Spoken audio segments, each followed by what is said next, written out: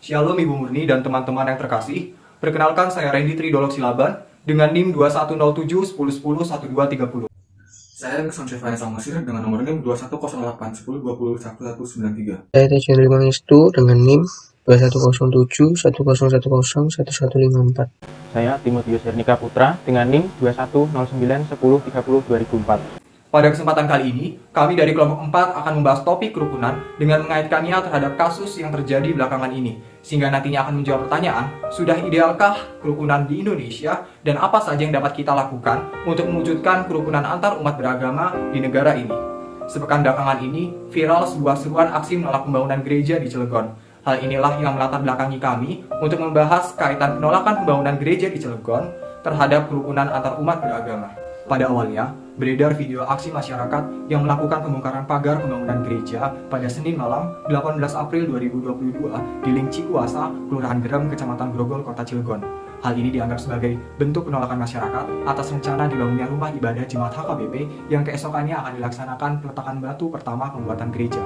Akan tetapi, hal ini mendapat tanggapan oleh Erlan, tokoh pemuda Gerem, bahwa pagar tersebut adalah milik masyarakat dan menyatakan bahwa tidak ada bangunan apapun tanpa izin yang jelas, sehingga mengajak masyarakat untuk tetap berkomitmen menolak berdirinya tempat ibadah ini. Inilah yang menjadi penyebabnya, yaitu terkait belum adanya surat izin yang diketahui bahwa selama ini pembangunan gereja sangat susah untuk mendapat surat perizinan. Tidak hanya itu, diketahui pada Senin 25 April 2022 terdapat rencana digelarnya aksi masyarakat Banten Bersatu atas beredarnya surat ajakan untuk menolak pembangunan gereja tersebut dan menargetkan setidaknya 2.000 hingga 10.000 orang. Berdasarkan persentase pemeluk agama di Indonesia, menurut data Kementerian Dalam Negeri pertanggal 31 Desember 2021 menunjukkan bahwa mayoritas penduduk Indonesia beragama Islam, yaitu sebanyak 86,93% dari jumlah penduduk. Sedangkan kota Cilegon sendiri, 97% jumlah penduduknya beragama Islam. Hal inilah yang kerap dijadikan kebenaran oleh pihak mayoritas untuk melakukan tindakan-tindakan yang intoleran, seperti izin pembangunan gereja yang dipersulit, bukan hanya dari pemerintah, tetapi juga masyarakat sekitar yang didukung dengan beberapa fakta yang ada. Berdasarkan informasi dalam kasus ini, juga terdapat hal keliru yang dilakukan oleh masyarakat Kristen, yaitu menggunakan pagar milik masyarakat yang belum adanya kejelasan izin yang didapat, sehingga kedepannya perlu adanya persiapan yang matang agar tidak mudah perdebatan di tengah masyarakat. Akan tetapi, bukan berarti tindakan yang dilakukan oleh masyarakat dalam hal ini dapat dibenarkan, karena adapun permasalahannya harusnya mampu dilakukan secara damai dengan bermusyawarah untuk mencapai mufakat.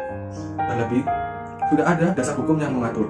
Pemerintah dan aparat penegak hukum lainnya juga harus lebih tegas dalam mengatasi tindakan anarkis, serta memberikan kesempatan yang sama dalam beribadah terkait proses perizinan.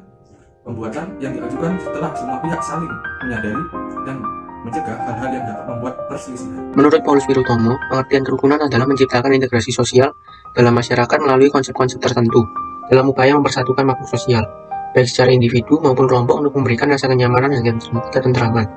Dalam kasus ini, sikap intoleransi yang terlihat dari tindakan masyarakat kota Cilegon menunjukkan bahwa belum idealnya kerukunan di Indonesia, karena belum memberikan rasa kenyamanan dan ketentraman di kedua belah pihak. Masih adanya penolakan terhadap salah satu pihak, bahkan sampai adanya seruan aksi dan perbuatan anarkis lainnya yang tentu sangat bertentangan dari makna mempersatukan. Pada dasarnya, pemaknaan terhadap kebebasan beragama di Indonesia harus dimulai dari pengakuan bahwa negara berdasarkan atas ketuhanan yang Maha Esa, yaitu berasal dari pasal 29, dapat dipertegas dengan pasal 28E dan 29 ayat 2 yang intinya menyatakan setiap orang bebas memeluk agama dan beribadah menurut agamanya, berhak atas kebebasan meyakini kepercayaan, dan negara menjamin kemerdekaan bagi penduduk untuk memeluk agama dan beribadah menurut kepercayaannya masing-masing. Begitu pula umat Kristen di Cilegon, mereka seharusnya memiliki hak yang sama dalam menunaikan kewajiban mereka untuk beribadah di gereja tanpa dibatasi apapun. Alkitab menjadi dasar dan pedoman bagi umat Kristiani untuk hidup bertoleransi dengan orang-orang beragama lain. Dengan demikian, kita sebagai orang Kristen harus mampu hidup rukun antar umat beragama dengan menghargai dan saling mengasihi.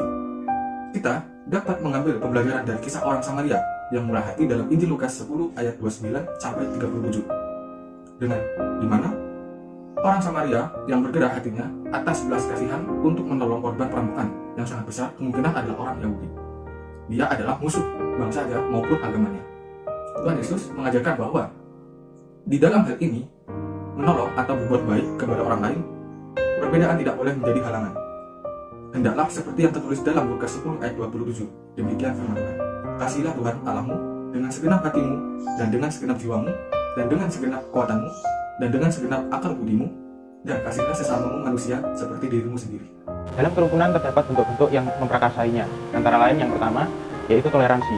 Toleransi sangatlah akrab dalam pendengaran karena sering dikatakan secara terus-menerus, terutama di negara Indonesia. Toleransi dapat diartikan sebagai sikap yang menahan diri, menerima keadaan, dan tidak menyerang pihak lain. Yang kedua yaitu kedamaian. Kedamaian adalah salah satu bentuk kerukunan yang artinya tidak ada perselisihan dan bersifat rukun, tetapi bersifat pasif. Yang ketiga yaitu harmoni. Harmoni merupakan keadaan yang menunjukkan adanya perbedaan sosial, budaya, namun masih bersifat senasib dan termasuk kondisi sosial yang ideal. Kemudian yang keempat, solidaritas. Solidaritas ternyata termasuk jenis kerukunan yang lebih baik daripada toleransi.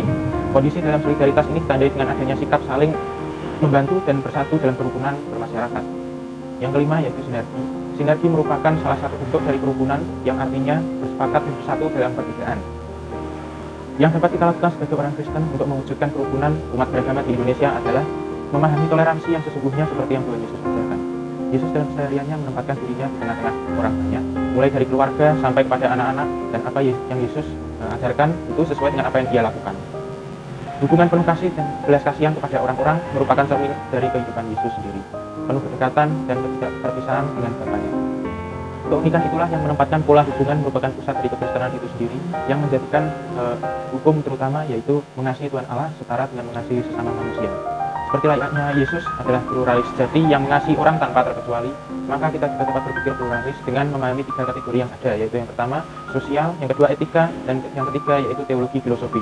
Allah menjadikan keluarga sebagai tempat untuk manusia dapat belajar saling mengasihi, sehingga kita bisa menerapkannya kepada orang lain di sekitar kita dan menjalankan amanat agung dengan tetap menjaga kerukunan. Sekian pemaparan dari kami dengan topik kaitan penolakan pembangunan gereja di Cilegon terhadap kerukunan umat beragama. Semoga bermanfaat bagi kita semuanya. Terima kasih. Shalom, Tuhan memberkati.